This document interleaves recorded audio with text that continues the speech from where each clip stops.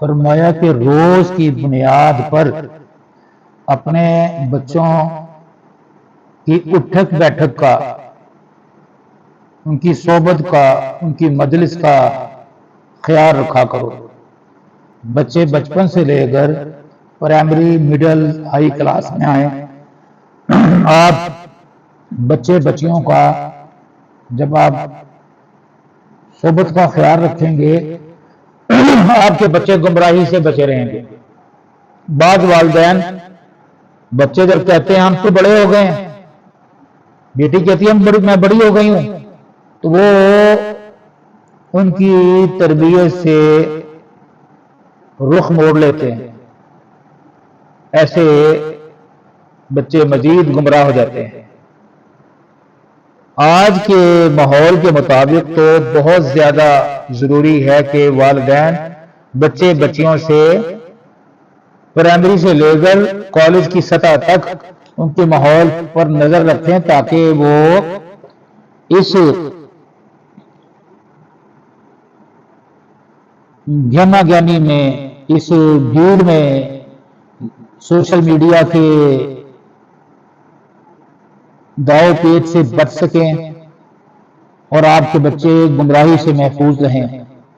حقائق رومی سمجھنے والی ہے کہ ایک مرتبہ فرمایا کہ چرواہے نے جنگل سے شیر کا بچہ پکڑ لیا اور اسے شیر کے بچے کو بھیڑوں کے ریوڑ میں چھوڑ دیا۔ اگرچہ وہ شیر کا بچہ تھا، لیکن بھیڑوں جیسی بزدل اور ڈرپوک مخلوق کے ساتھ رہنے کی وجہ سے اس میں بھیڑوں والی صفات پیدا ہو گئی۔ وہ بھیڑوں کی طرح آوازیں نکالنے لگا۔ وقت گزرتا گیا، وہ جوان ہو گیا۔ ایک دن چشمے سے سارے ریوڑ جو پانی پی رہے تھے، جب اس شیر کے بچے نے پانی میں اپنا عکس دیکھا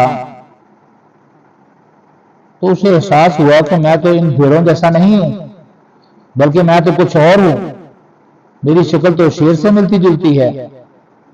اس احساس کے بعد وہ واقعی شیر بن گیا اور اس نے اس ریوڑ میں چیر پھاڑ شروع کر دی، تباہی مچا دی۔ اسی طرح ایک اور واقعہ ہے کہ ایک شہزادہ جس نے شروع سے عورتوں میں پرورش کی، اسے مردوں کی صحبت نصیب ہی نہیں ہوئی، بلکہ وہ جوانی تک عورتوں میں ہی رہا، جس کا نتیجہ یہ نکلا اس کی طبیعت اور مزاج میں نسوانی پن آ گیا۔ وہ عورتوں ہی کی طرح باتیں کرنے لگا، انہیں کی طرح چلتا پھرتا۔ ایک دن اتفاق سے کہیں سے سانپ نکل آیا، سب عورتیں چلانے لگیں کسی مرد کو بلاؤ، سانپ نکل آیا ہے۔ وہ شہزادے صاحب بھی کہنے لگے ارے کسی مرد کو بلاؤ، سانپ نکل آیا ہے۔ کسی عورت نے انہیں یاد دلایا کہ حضور آپ تو مرد ہیں، لاٹھی لاؤ اس سے مارو۔ تو میرے بزرگوں اور دوستوں، بہنوں اور بھائیوں، بھیڑوں اور بکریوں کی صحبت شیروں کو بھی بھیڑ بکری بنا دیتی ہے۔ عورتوں کی ہم نشینی سے مردوں کو بھی زنانہ صفات جیسے عادت پڑ جاتی ہے۔ اس لیے آپ اپنے بچوں کو ان کی صحبت پر نظر رکھیں۔ ایک انگریز نے کتاب لکھی تھی، اس کتاب کے اندر لوگوں نے ان سے شکایت کی کہ ہم لوگ مسلمانوں کو تبلیغ دعوت نہیں دے سکتے، مسلمانوں کے بچوں کی ماں نے اتنا ان کو سخت پابند بنا دیا ہے، وہ ہمیں دیکھ کر ہم سے بات ہی نہیں کرنا چاہتا۔ اس انگریز نے اس کے جواب میں لکھا، میں ایک ایسی چیز ایجاد کروں گا، یہ مسلمان کیا ہر کوئی اس کو خریدے گا، اس کے پیسے دیا کرے گا، تم ان کے گھروں میں گھس کر تبلیغ کیا کرو۔ اس نے پھر ٹیلی ویژن ایجاد کیا، ڈش اینٹینا ایجاد کی، اس نے انٹرنیٹ ایجاد کیا۔ اب مسلمان ملک اس ٹیکنالوجی کو خریدتے ہیں اور گھر گھر کے اندر یہ ٹیکنالوجی گھس چکی ہے۔ اس کے اندر اچھے اچھے پروگرام بھی ہوتے ہیں، اچھے اچھے چینل بھی ہوتے ہیں، تعلیمی پروگرام بھی ہوتے ہیں اور آئی ٹی کے پروگرامز بھی ہوتے ہیں۔ ایجوکیشنل پروگرام بھی ہوتے ہیں، لیکن ساتھ ساتھ انہوں نے اس کے اندر اپنے دعوتی پروگرام بھی ڈراموں کے انداز میں، فلموں کے انداز میں، گانوں کے انداز میں داخل کر دی ہیں۔ تو انسان کی عادت ہے وہ اچھائی سے زیادہ برائی کی طرف جاتا ہے۔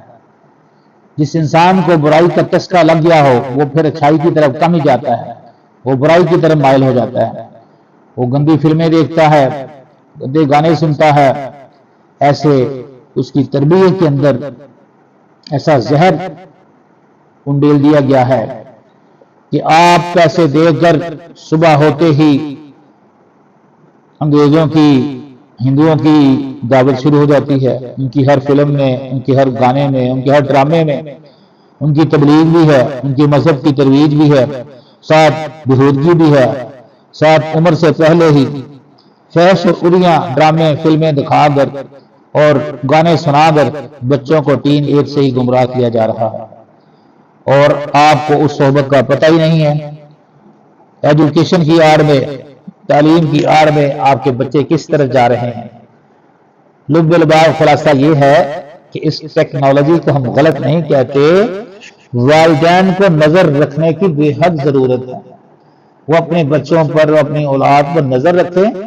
ایجوکیشن کے طور پر اگر انہیں نیٹ مہیا کیا ہوا ہے، فون مہیا کیے ہوئے ہیں، وہ رات کو 8 بجے کے بعد ان سے لے لیا کریں، صبح 9 بجے ان کو دیں، جب وہ اپنا کام کر لیں تو ان سے یہ چیزیں واپس لے لیا کریں، کیونکہ جب آپ ان پر توجہ نہیں دیں گے تو بچوں کے سر سے جب پانی گزر جائے گا پھر ہمارے پاس پچھتاوے کے سوا کچھ بھی نہیں رہے گا۔ اللہ تعالیٰ ہمیں صحیح طریقے سے اپنے بچوں کو قرآن اور سنت کے مطابق تعلیم و تربیت کرنے کی توفیق عطا فرمائے۔